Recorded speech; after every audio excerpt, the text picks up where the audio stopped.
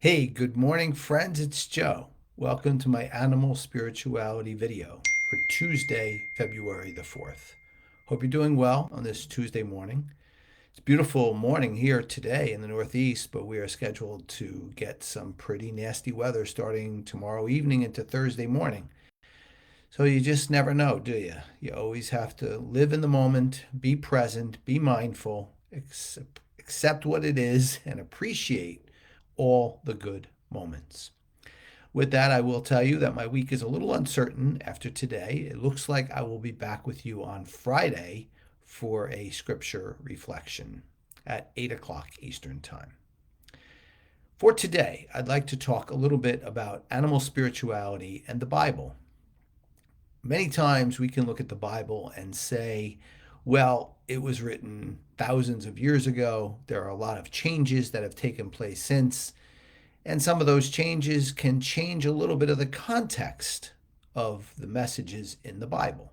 For instance, slavery was accepted back then. Thankfully, it's not accepted now. But there are things mentioned and in the context of some of the stories and illustrations that make us look at that a little bit differently as we have certainly a better situation today. But what I'd like to focus on instead today is the changes that took place within the writings of the Bible that maybe sometimes get past us a little bit.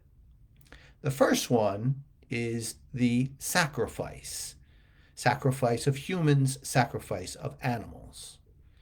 Clearly, in the Old Testament, we have situations where humans sacrifice other humans. Obviously, not a good situation.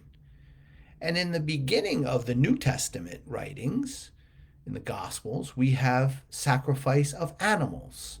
So we go from sacrifice of humans to sacrifice of animals.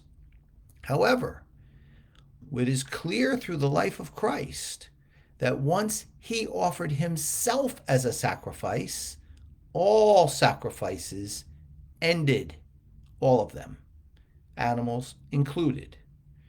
That takes center stage in the Last Supper, where he says to prepare the Passover meal, which was usually a sacrificial lamb, was not. Only bread and wine are served at the Last Supper. Take a look. This should give us clearly a message through the concept of the Bible and in the context that there are and should be no more sacrifices. In addition, in the Old Testament, prior to Adam and Eve sinning, Adam and Eve ate only fruits and vegetables. It is noted several times in the book of Genesis. It was only after they sinned and denied and went against God did humans start to eat animal flesh. Interesting. And then there's my good friend Daniel the prophet. He was known as the first vegan.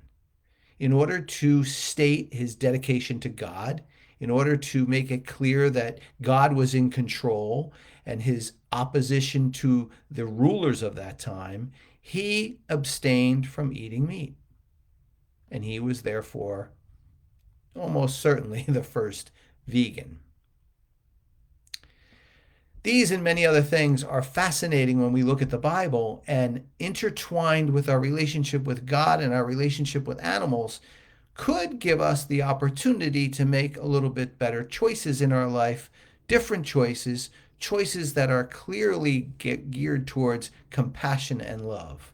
Because no matter what, if you look at the Bible today and you look at it written thousands of years ago, the number one message is all about compassion, respect, and love. And when that was opposed by anybody, humans opposed it in the Bible as they oppose it today. God made it clear in the Old Testament and certainly made it clear through Jesus in the New Testament that it is to be absolutely the cornerstone and foundation of our life: compassion, love, and respect for all choices. Well, my friends, that's my message for you on this Tuesday. As always, I hope it was helpful. I hope you could take it into your day, and if it was helpful for you, share it on your page for others to also maybe benefit from it.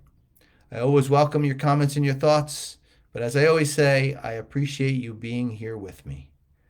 I want to wish you all a wonderful Tuesday and next few days, and I hope to be back with you on Friday for a scripture reflection. Take care, everyone.